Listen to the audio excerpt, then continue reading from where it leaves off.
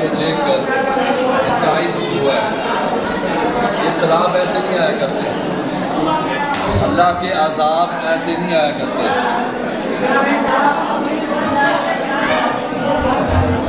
سیلاب کی تباہکاری انسان کے اپنے بداعمالیوں کی وجہ سے ہے۔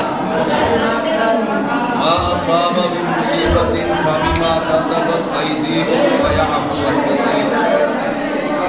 کوئی مصیبت آتی ہے انسان کی اپنی ہی بداعمالیوں کی وجہ سے آتی ہے۔ آپ نے اپنی آنکھوں سے دیکھا ہے لوگوں کو پانی میں ڈوبتے ہوئے، آپ نے اپنی آنکھوں سے دیکھا ہے آسمان سے بادل پھٹا ہے اور 6 فٹ کا پانی آپ کے علاقے میں آیا ہے۔ آپ نے لوگوں کی چیخ و پکار کو سنا، اپنے بچوں کی چیخ و پکار کو سنا، لیکن اس کا حل نہیں نکالا۔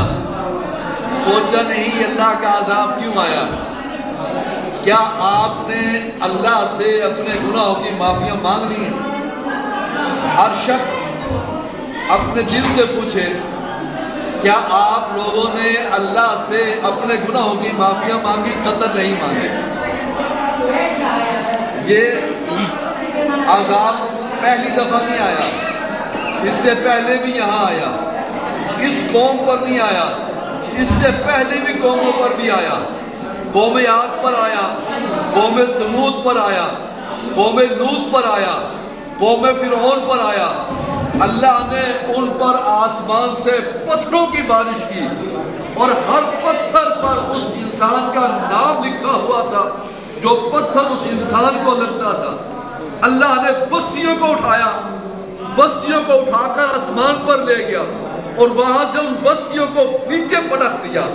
وہ کھوکھلے جیسے کھجور کے درخت کھوکھلے ہوتے ہیں، منہ سے ہوا نکلتی تھی، دوبر سے نکل جاتی تھی۔ ان کا قصور کیا تھا؟ وہ تکبر کرتے تھے۔ قارون اپنے گھر سے نکلتا تھا، اس کی اونٹوں کی خزانوں کی چابیاں ایک قافلے کی صورت میں اونٹ اٹھایا کرتے تھے۔ یا لیت لنی مثل ما اوتی قارون۔ لوگ حسرت سے نگاہ کر کے دیکھتے تھے کہ قارون پر اتنا مال ہے، قارون کے پاس اتنا پیسہ ہے، کاش ہمارے پاس بھی آ جائے، کاش ہمیں بھی پیسہ مل جائے۔ اللہ نے اس کے تکبر کی وجہ سے زمین میں دھسا دیا، اس کو تباہ و برباد کر دیا۔ کیا ہماری حالت یہ نہیں؟ کیا آج بھی ہمارے اندر تکبر نہیں؟ کیا تکبر کا کیا مطلب ہے؟ حق سے انکار کرنا اور لوگوں کو حقیر سمجھنا۔ ہم آپ کے دکھ میں برابر کے شریک ہونے کے لیے آئے تھے، ہم اس لیے آئے تھے کہ ہم آپ کے دنیا کے کسی دکھ کو ہم دور کر سکیں۔ اللہ قیامت کے دن ہمارے دکھوں کو دور کر دے گا، لیکن آپ کی حالت کیا ہے؟ میں کب سے دیکھ رہا ہوں آپ کو سینہ جھپٹی، دھگم پیر۔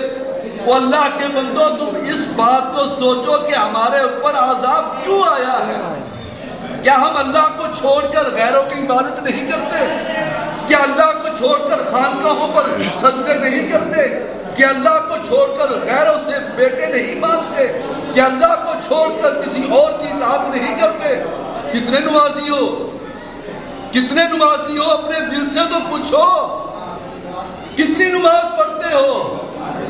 فَاتَّقُوا اللَّهَ وَأَطِیعُونِ، رب سے ڈر جاؤ اور اس کی اطاعت کو کرو۔ لیکن نہ ہمیں رب سے ڈر لگتا ہے، نہ ہم اللہ کی اطاعت کرتے ہیں۔ فَبِأَيِّ حَدِیثٍ بَعْدَهُ یُؤْمِنُونَ، اس قرآن کے بعد تم کس پر ایمان لے کر آؤ گے؟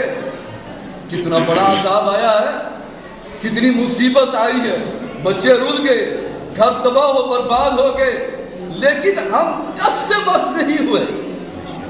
تکبر کیا ہم نے۔ کیا تکبر ہے؟ حق کا انکار کرنا۔ ہم حق کا انکار نہیں کرتے۔ حی علی الصلاۃ، حی علی الفلاح کی آواز سنتے نہیں؟ کتنے نماز پڑھنے کے لیے آتے ہو؟ جو شخص بھی حی علی الصلاۃ، حی علی الفلاح کی آواز سن کر مسجد میں نہیں آتا، وہ انسان متکبر ہے، وہ غرور میں ڈوبا ہوا ہے، وہ تکبر کرتا ہے کہ میں نہیں جاتا، بگاڑ لینا جو کچھ بگاڑتا ہے، پھر لوگوں کو حقیر سمجھنا کہ میں بڑا کچھ ہوں، میں بڑا کچھ ہوں، اور بھائیوں سب کچھ یہاں رہ جائے گا۔ یہ حالات ایسے نہیں رہیں گے، اللہ پھر آپ پر برکتیں نازل کرے گا۔ یہ حالات ایسے نہیں رہیں گے، یہ جیسے بھی حالات ہوئے انسان کی زندگی پھر بھی گزر جائے گی۔ وَاتَّقُوا يَوْمًا تُرْجَعُونَ فِيهِ إِلَى اللَّهِ، اس دن سے ڈر جاؤ جس دن زلزلے آنے ہیں، جس دن آسمان لپیٹ لیا جائے گا، جس دن سورج کو بند کر دیا جائے گا، چاند بے نور ہو جائے گا، جس دن حشر کے میدان میں سب کھڑے ہوں گے، وَكُلُّهُمْ آتِيهِ يَوْمَ الْقِيَامَةِ فَرْدًا، ہر شخص ایک ایک کر کے رب کے سامنے کھڑے ہو کر اپنی زندگی کا حساب دے گا۔ وَاتَّقُوا يَوْمًا تُرْجَعُونَ فِيهِ إِلَى اللَّهِ، اس دن سے ڈر جاؤ جس دن پلٹ کر رب کے سامنے جانا ہے۔ کیوں نہیں نماز پڑھتے؟ کیا اس سے بڑھ کر کوئی عذاب دیکھنا ہے؟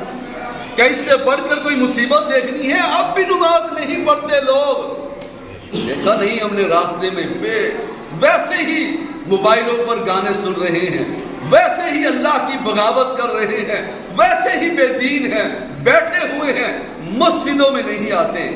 کیا صرف پیسے لینے کے لیے مسجد میں آتے ہو؟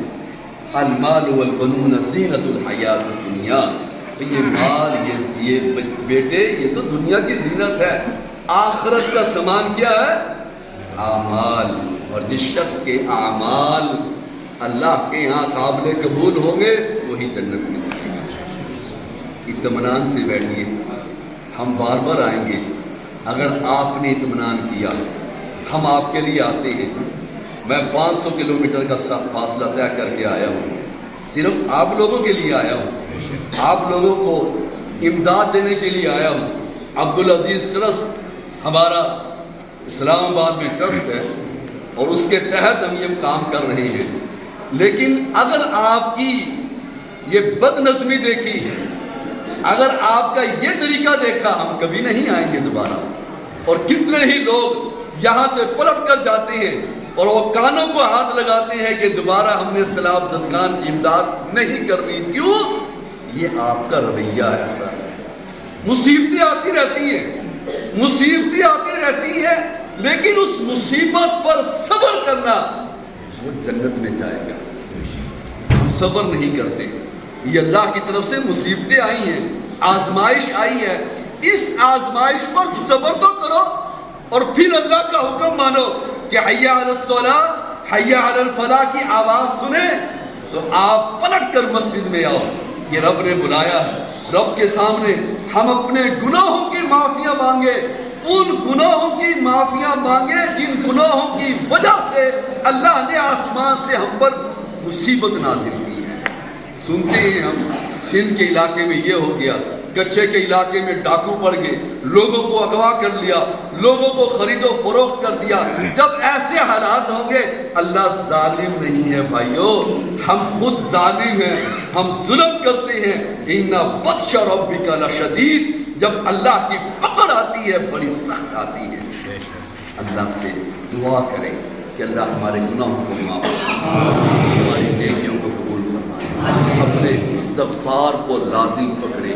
استغفر اللہ الذی لا الہ الا هو الحی القیوم واتوب الیہ، یہ دعا یاد کیجئے، رب سے استغفار کیجئے، گناہ نمازوں میں کیجئے، تہجد میں کیجئے کہ اللہ ہمارے گناہوں کو معاف فرما دے۔ ہمارے گناہوں کی وجہ سے ہم پر مصیبت آئی ہے۔ اللہ تو بڑا غفور الرحیم ہے، بندہ ایک دفعہ سجدے میں پڑھ کر کہہ دے کہ اللہم اغفر لی، اللہ مجھے معاف کر دے، اللہ کہتے ہیں جا بندہ میں تجھے معاف کر دے۔